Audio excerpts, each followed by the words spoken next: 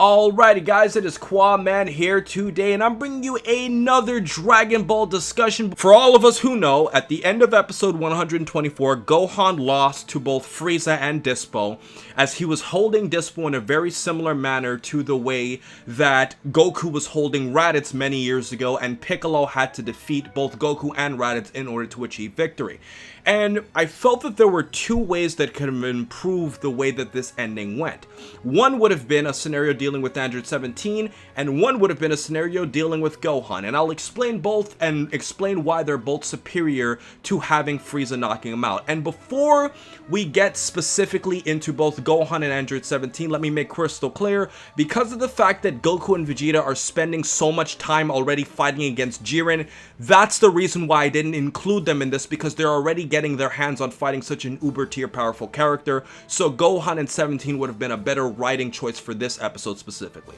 So, the first thing we have to do is address why the original ending has a problem. When you look at Frieza specifically, he is one of the most ruthless characters that the Dragon Ball series has ever had, if not the most ruthless character.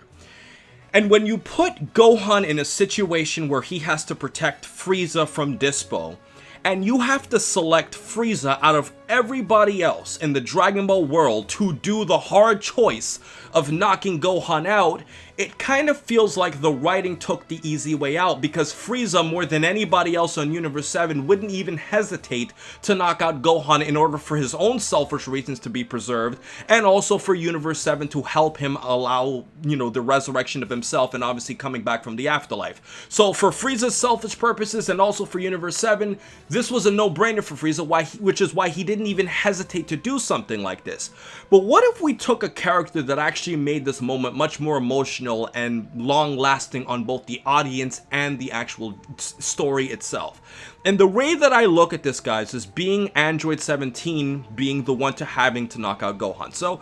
as we watched the episode, we saw that Gohan and 17 were both fighting against Toppo for a long time throughout the episode. And although they were briefly shown, it was implied throughout the entire fight between Frieza and Dyspo that those two were fighting against Toppo, which shows me that there was already an amount of chemistry that was being developed with both of those characters. And what if we put Gohan in a situation where 17 had to be the one to knock him out? Well, first of all, because they're kind of new friends as opposed to the antithesis of what happened in the future with both future Gohan and Android 17, it would have been a little bit more emotional to see 17 having to do something in knocking out one of his own teammates in order for his team to survive. And as Android 18 pointed out many episodes ago, she pointed out that 17 doesn't like doing soft, emotional, humanized moments, so if 17 was forced to do something like that to Gohan, it would have helped 17's character and would have also have made Gohan losing much more emotional. But there's one more thing that I feel makes it even more emotional than Android 17. And this would be a situation in which Android 17 was holding Dyspo, and Gohan had to be the one to actually knock out both Dyspo and Android 17 himself. And there are many reasons as to why this is a superior ending. First of all, we have to factor in that Gohan is a more integral character to the Dragon Ball story, not just in the Tournament of Power, but throughout Dragon Ball history. So when you factor in all of the tough decisions that Gohan has had to make from a child all the way to a grown man, Gohan has had a lot of tough things that he's gone through. And if you put Gohan in a situation where he has to knock out one of his own teammates after being a character who's always been good, it adds much more emotional tension. When we compare the original moment in Dragon Ball Z where Piccolo had to be the one to defeat both Goku and Raditz, that was very similar to Frieza in this instance, where it's like, well, Piccolo would have no problem killing Goku, because at that point in the series, Piccolo hated Goku. So knocking out both Goku and a person who threatens his own power would be an easy decision for Piccolo to make, very similar to how Frieza made it a very easy decision for him to defeat both Dyspo and Gohan. But if you make Gohan do it, now the writing is being very uncomfortable and getting out of its comfort zone by making Gohan having to make a tough decision. And we see this going back in the Tournament of Power, where we see Gohan fighting against Obuni. And if you guys remember, when Gohan was fighting against Obuni, he had to defeat a character who we found out had a wife, had a child, and was a family man just like Gohan was to Universe 7 in respect to Obuni being a family man to Universe 10. So the Tournament of Power has already kind of touched on this moment where Gohan has to make a tough decision, and then when we follow this up with the simultaneous defeat of both Universe 6 and Universe 2, Gohan also had another deep moment with Piccolo where he had to defeat the Universe 6 Namekians, which obviously showed that Gohan was going through many tough moments throughout the Tournament of Power, and having Gohan having to defeat one of his own teammates would have made this much richer towards the story. And overall, if we were to conclude some of the biggest reasons as to why this would have been completely better on the story,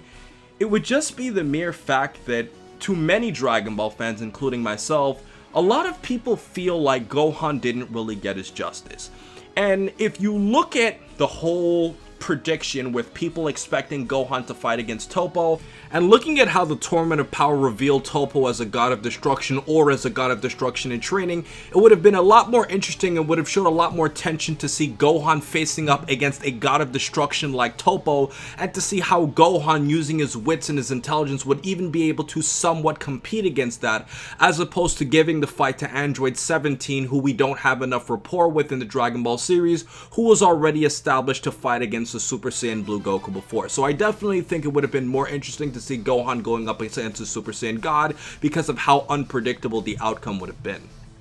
Having Gohan stay in the Tournament of Power, although it would have been a popular decision, would have been a lot better on the writing, because I still feel like Gohan hasn't had his justice.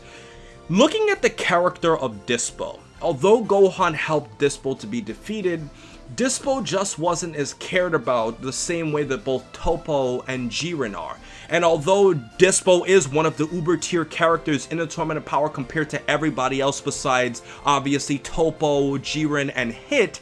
it still doesn't have the long-lasting impact, not just because of power, but because of the fact that the story didn't really utilize Dyspo in a way which would have made him more long-lasting had Gohan had to defeat him as opposed to somebody else in the Tournament of Power. Which is why I feel like all of the moments of Gohan training with Piccolo, all the moments with Gohan training with Tien and Goku, really didn't live up to the expectations of his character. And looking at it from the perspective of Android 17's development, I think that this would have completely solidified 17's character in another way, because if we don't go with the ending of 17 having to be the one to defeat Gohan, it makes his worth in the Tournament of Power even greater, because here's a character who would have defeated Raza, and here's also a character who would have also helped to defeat Dyspo. So when Goku went over to Android 17's island to protect, all of those animals with him, and even going into outer space, it would have made all of the filler scenes with Goku and Android 17 a lot richer. And the reason why this is very important to me and a lot of other Dragon Ball fans is because of the fact that the second episode of Android 17's recruitment is not very well received by fans. That filler episode where they went to that mafia boss who was trying to steal these animals was very bizarre in the sense that we didn't even know what that mafia boss's name is, because they never even named him in the show, to show you how irrelevant that filler episode was to the entire grand scheme of the Tournament of Power.